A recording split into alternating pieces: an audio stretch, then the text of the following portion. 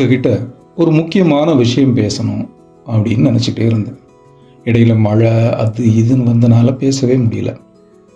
இன்னைக்கு அதை பேசியே ஆகணும் அப்படின்னு யோசிச்சிருக்கேன். பொதுவாகவே மனிதர்களுக்குள்ள ஒரு கேள்வி எப்போதும் இருந்துக்கிட்டே இருக்கும்.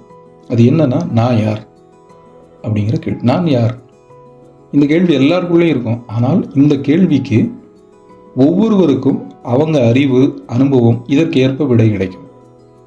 ஆனால் ஆன்மீகம் இந்த கேள்வியை முதல் கேள்வியாக வைக்கிறது. மனிதர்கள் தங்களுக்குள்ள இதை கேட்டுக்கணும் அப்படின்னு.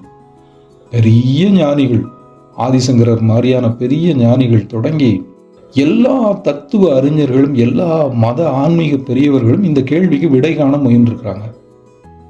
விடை காணவும் செஞ்சாங்க.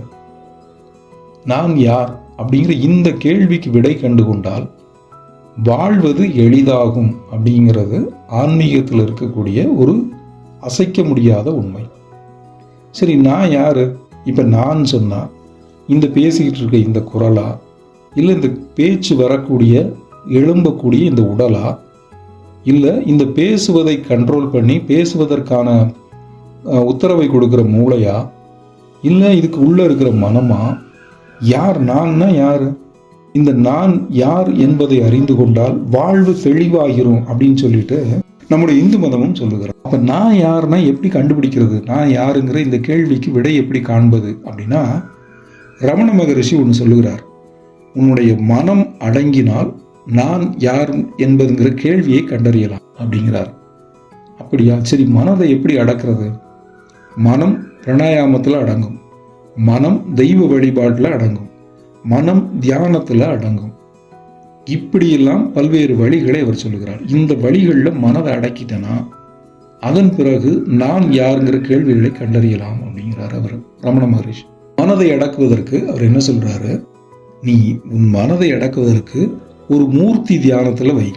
யானையோட தும்பிக்கையில ஒரு சங்கிலியை கொடுத்தா அது மற்ற எல்லாத்தையும் விட்டுட்டு எப்படி அந்த சங்கிலியை பற்றிக்கிட்டே இப்படி ஆட்டிக்கிட்டே இருக்குமோ, அது மாதிரி உன் மனதிற்கு முன்னாடி ஒரு தெய்வத்தின் நாமத்தை உச்சரிக்க கற்றுக்கோ. அதாவது தெய்வத்தோட பெயர்.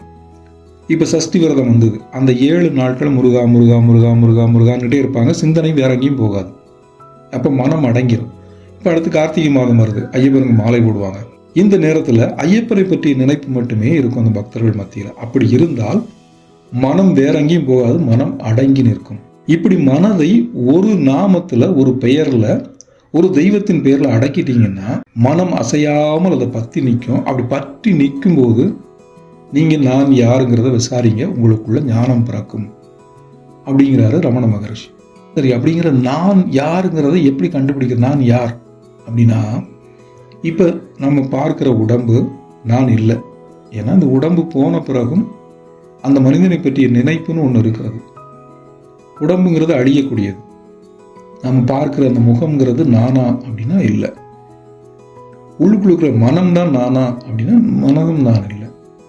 அறிவா அப்படின்னா அறிவும் இல்லை. அப்போ நம்முடைய புராணங்கள், நம்முடைய இதிகாசங்கள், இல்லை நம்முடைய உபனிஷதங்கள் இதுக்கு ஒரு வழி சொல்லுகிறது. என்ன அப்படின்னா, உனக்கு உள்ளிருக்கிற ஆன்மாதான் நீ அப்படின்னு சொல்லுகிறது. எப்போ ஆன்ம ஞானம் உனக்கு வருகிறதோ அப்போ நீ உன்னையே நீ அறிந்து கொள்வாய் அப்படின்னு சொல்றாங்க. அந்த ஆன்ம ஞானம் கிடைச்சிருச்சுன்னா, எனக்கு நான் யார் என்பதை நான் அறிந்து கொண்டேன்னா, என்னுடைய ஆன்மாதான் நான் அறிஞ்சுக்கிட்டேன்னா, உண்மையான நான் என்பது ஆன்மாதான் அறிஞ்சுக்கிட்டேன்னா, இந்த ஆன்மாதான் நான் பார்க்கிற எல்லா உயிர்களிடத்தும் இருக்கிறது. அப்ப நான் தான் எல்லாவற்றிலும் இருக்கிறேன். இந்த நான் எங்கிருந்து வந்தேன்னா, இந்த உலகத்தை எல்லாம் இயக்கி காத்து வருகின்ற ஒரு பரம சக்தியிடமிருந்து, ஒரு மிகப்பெரிய சக்தியிடமிருந்து இந்த ஆன்மா வந்ததாக நம்முடைய உபனிஷதங்கள், நம்முடைய இந்து மதம் சொல்லுகிறது.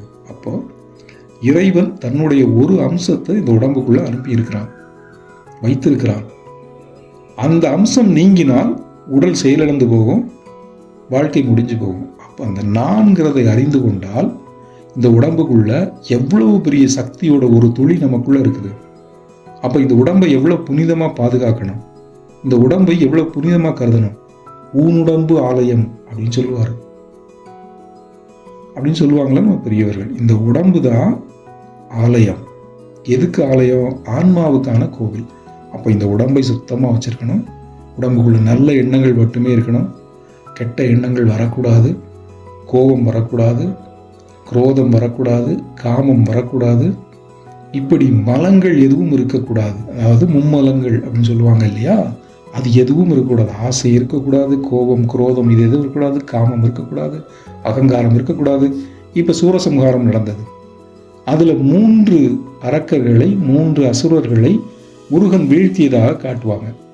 அந்த 3ல் முதல்ல வரக்கூடிய தாரகாசுரன், சிங்கமுகாசுரன், அடுத்து சூரபத்மன்.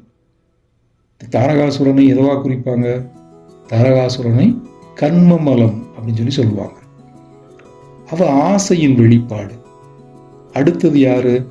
சிங்கமுகாசுரன், அவன் குரோதத்தின் வெளிப்பாடு. அடுத்து சூரபத்மன், அவன் ஆணவத்தின் வெளிப்பாடு. ஆக இந்த 3ஐயும் அகற்றினால் உங்களுக்கு இறையருள் கிடைக்கும் அப்படிங்கிறதான் சூரசம்ஹாரத்தின் தத்துவம்.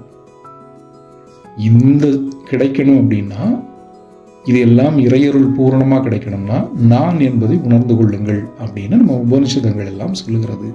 ஆகவே இந்த நாளிலிருந்து நாமளும் நான் யார் அப்படிங்கிறத அறிந்து கொள்வதற்கான தேடலில் இறங்குவோமா? இந்த நாளும் உங்களுக்கு இனிய நாளாக அமையட்டும். இன்னொரு நல்ல செய்தியோடு சந்திக்கிறேன். நன்றி, வணக்கம்.